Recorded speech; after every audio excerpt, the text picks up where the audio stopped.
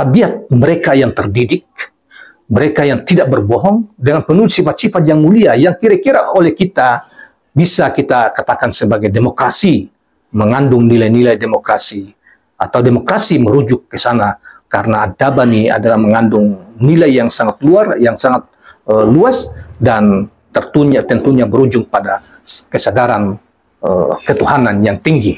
Nah, itu kontras dengan peradaban kebohongan yang terserah kita mau menilai pemerintah kita, atau kalau kita kaitkan dengan pemerintah kita atau suasana di negeri kita, ya kita berpulang kepada kita semua tentang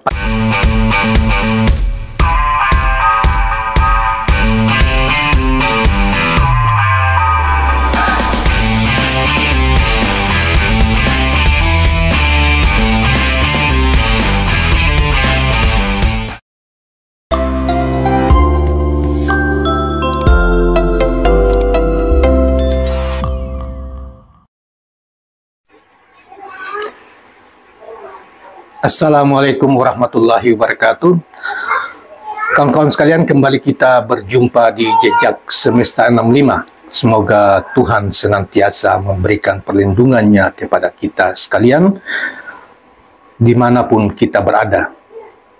Rekan-rekan sekalian, pada kesempatan yang baik ini, Jumat 2 Mei 2024, saya akan hadirkan satu uraian yang amat menarik dan mencerahkan dari seorang tokoh reformasi, bahkan mantan menteri otonomi daerah pertama,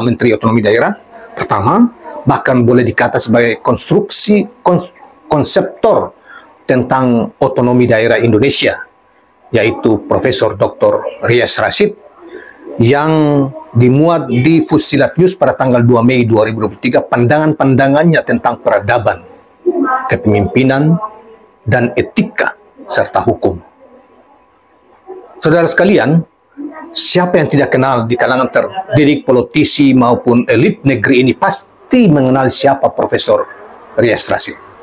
Beliau adalah seorang mantan lurah ya di Makassar, yang kemudian pernah menjadi lurah, kemudian berkembang, meniti karir, sekolah, kemudian sampai pernah menjadi menteri otonomi daerah di zaman eranya Profesor Habibie, Presiden Habibie, masa transisi dari rejim otoriter Soeharto ke rejim reformasi, di mana beliau adalah Menteri Otonomi Daerah, dan boleh dikata beliau sebagai konseptor atau orang yang mendapatkan otoritas yang merealisasikan tentang apa yang kita kenal sekarang dengan otonomi daerah itu. Walaupun di zaman Jokowi otonomi daerah itu sudah tidak jelas lagi karena banyak kewenangan yang tadinya berada di pemerintah daerah, apa itu di gubernur maupun di level gubernur atau di level kabupaten kota, yang selama ini dikonstruksikan oleh undang-undang otonomi daerah itu, kini seakan-akan banyak hal telah buyar, ditarik kembali oleh pemerintah pusat. Contoh misalnya soal perizinan tambang pertambangan. Nah, itu sudah ditarik ke pemerintah pusat, sehingga di pemerintahan selama 10 tahun era Jokowi ini banyak yang dikritik tentang ini. Nah, saudara sekalian, kita kembali ke soal Profesor Rias Rasyid ini. Seorang tokoh yang kemudian seorang tokoh terkenal, seorang birokrat terkenal, seorang pengamat dan ilmuwan politik terkenal negeri kita yang mungkin sekarang ini sudah mulai sepuh. Nah, dia memulai judul dari pembahasan Pak Profesor Rias Rasyid kali ini, yaitu dia mengatakan bahwa musuh besar peradaban, garis datar, dampak kebohongan oleh pemimpin tertinggi dalam politik. Itu oleh Ali Syarif di dalam Fusilat News ini.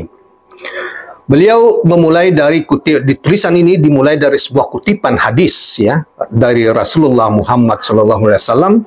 Hadis ini diriwayatkan oleh Abu Hurairah, sahabat Rasulullah. Rasulullah bersabda, "Waspadalah terhadap kebohongan, karena kebohongan membawa kepada kefasikan, dan kefasikan membawa kepada neraka. Seseorang terus berbohong hingga Allah mencatatnya sebagai pendusta." hadis riwayat Al-Bukhari dan Muslim.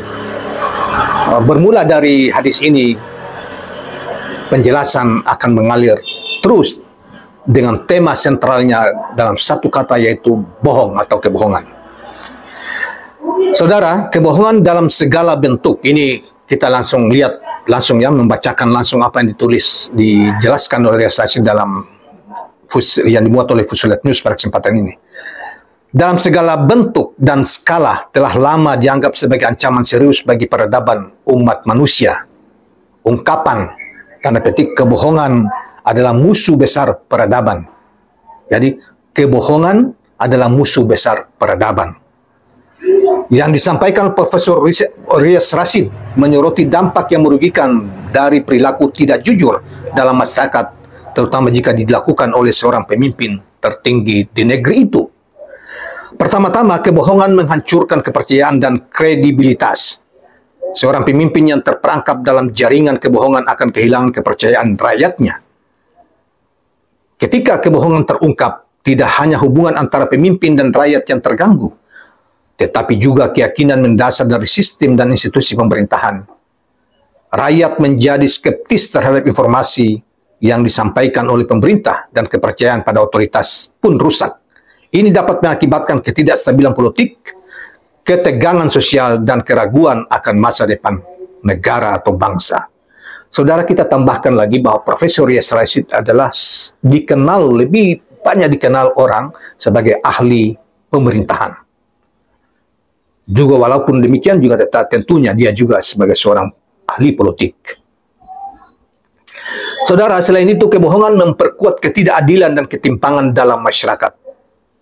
Pemimpin yang tidak jujur cenderung menggunakan kekuasaan mereka untuk kepentingan pribadi atau kelompok, bukan untuk kepentingan umum. Mereka mungkin memanipulasi informasi, menghindari pertanggungjawaban, atau memanfaatkan sumber daya negara untuk keuntungan pribadi. Hal ini menyebabkan perpecahan sosial dan ekonomi, di mana mereka yang memiliki kekuasaan dan akses terhadap informasi cenderung semakin kaya dan berkuasa, sementara yang lain terpinggirkan dan terpinggirkan. Selanjutnya dikatakan, kebohongan juga merusak integritas sistem demokrasi. Demokrasi bergantung pada transparansi, akuntabilitas, transparansi keterbukaan, akuntabilitas.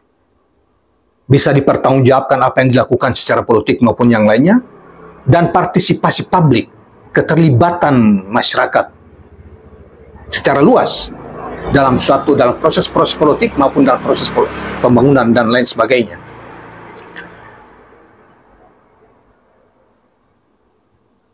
Ketika pemimpin menggunakan kebohongan untuk memperoleh atau mempertahankan kekuasaan, hal ini mengancam prinsip-prinsip demokrasi tersebut. Rakyat tidak lagi memiliki kontrol yang efektif atas pemerintah mereka, dan proses politik menjadi korup dan terdistorsi. Selanjutnya, kebohongan menciptakan lingkungan di mana kejahatan dan pelanggaran hukum dapat berkembang. Ketidakjujuran dari pucuk pimpinan dapat meresahkan seluruh sistem peradilan.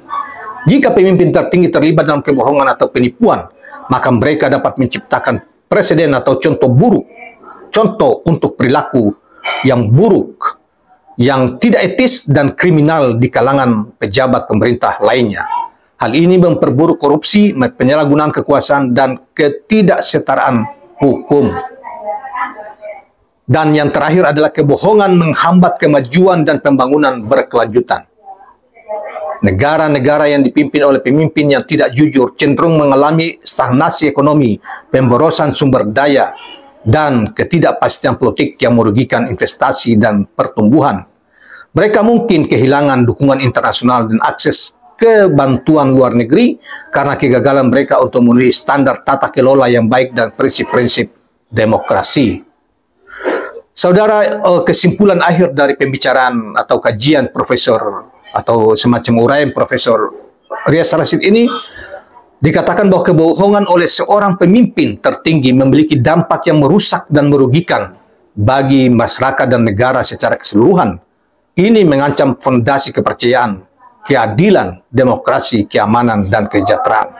Oleh karena itu, penting bagi setiap negara untuk menegakkan integritas dan kejujuran serta kepemimpinan dalam kepemimpinan, serta untuk memperlakukan pertanggungjawaban yang ketat terhadap pelanggaran etik dan hukum. Saudara, demikianlah uraian dari Profesor Rias Rasid, sebuah pandangan yang mengingatkan kita, dan itulah sebetulnya prinsip demokrasi, di mana kita menganggap bahwa kita negara demokrasi, di mana hukum harus menjadi topangan utama, dan perilaku pemimpin harus mencerminkan prinsip-prinsip yang sebagaimana sudah dijelaskan tadi. Tetapi jika seorang pemimpin atau para pemimpin, atau pemimpin, apalagi pemimpin tertinggi suatu negeri, suatu bangsa, suatu negara, selalu berbohong ke rakyatnya atau dalam menjalankan tugasnya, maka bukan hanya terganggu, tetapi akan merusak sendi-sendi kehidupan bernegara dan berbangsa. Akan berdampak luas kepada seluruh pejabat penyelenggara negara di bawahnya, yang bisa menimbulkan kerusakan berupa korupsi merajalela, perilaku tidak terpuji merajalela, karena seorang pemimpin telah memberi contoh, tidak memberi contoh atau keteladanan, karena dia selalu memimpin dengan penuh kebohongan, tipuan terhadap publik, terhadap rakyat, dan lain sebagainya.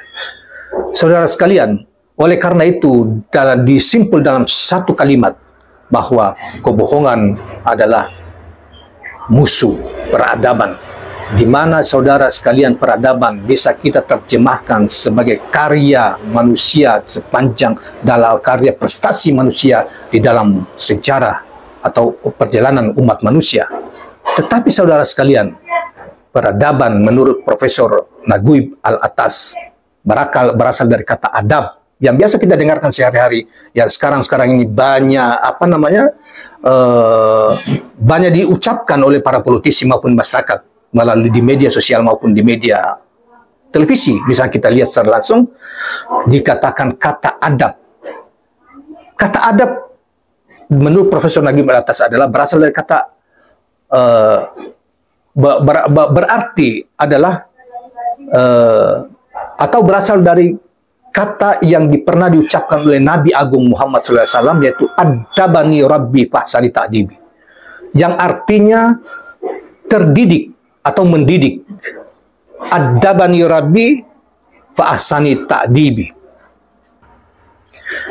Kembali saudara, adabani rabbi fahsani ta'dibi, kata Nabi bahwa Allah mendidikku, didikanku diperoleh dari Allah. Jadi adab itu artinya terdidik, terpelajar.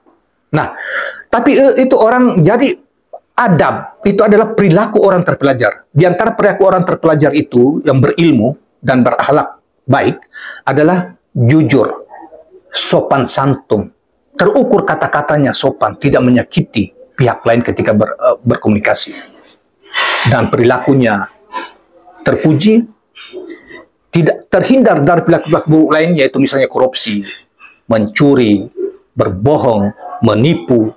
Nah, itu jadi adab adalah suatu kata yang kontras dengan seperti tipuan, kebohongan, dan lain sebagainya. Karena adab adalah mereka, perilaku mereka yang terdidik, dilekatkan mereka yang terdidik, terpuji perilakunya, tutur katanya, dan selalu terhubung, takut, karena takut kepada Sang Maha Pencipta.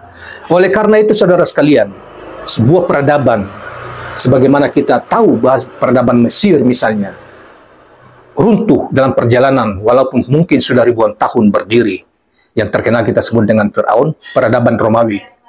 Kalau kita baca sejarahnya, selalu saja para pemimpinnya telah membuat kerusakan-kerusakan karena menipu rakyat, berbohong kepada rakyatnya, dan lain sebagainya.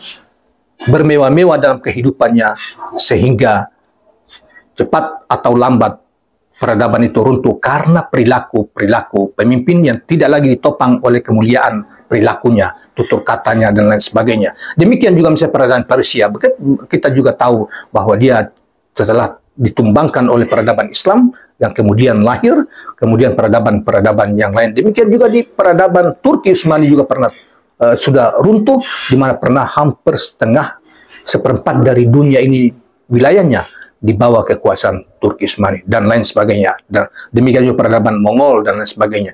Tetapi saudara sekalian, bagi Profesor Riaz Rashid bahwa kata peradaban, ya, kata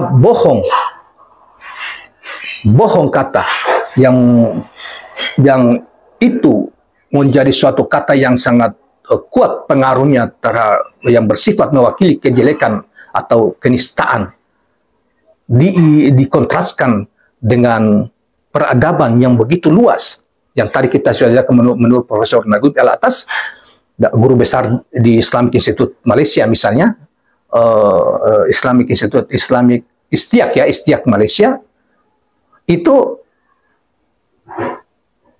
sebagaimana kita artikan tadi, dia mengutip hadis Nabi, kita tegaskan lagi, adabani rabbi fa ahsani ta'dibi. Yaitu kira-kira artinya adalah bahwa Allah mendidikku dengan didikan terbaik yang baik, ahsani ta'dibi. Jadi adabani itu diartikan sebagai pendidikan atau keterdidikan. Jadi peradaban adalah tabiat mereka yang terdidik, mereka yang tidak berbohong dengan penuh sifat-sifat yang mulia yang kira-kira oleh kita bisa kita katakan sebagai demokrasi, mengandung nilai-nilai demokrasi atau demokrasi merujuk ke sana karena adabani adalah mengandung nilai yang sangat luas dan tentunya berujung pada kesadaran ketuhanan yang tinggi. Nah, itu kontras dengan peradaban kebohongan yang terserah kita mau menilai pemerintah kita, atau kalau kita kaitkan dengan pemerintah kita atau suasana di negeri kita, ya kita berpulang kepada kita semua dan pasti bahwa tulisan ini sangat mencerahkan. Terima kasih kawan-kawan sekalian, jangan lupa subscribe, like, dan share channel ini. Assalamualaikum warahmatullahi wabarakatuh.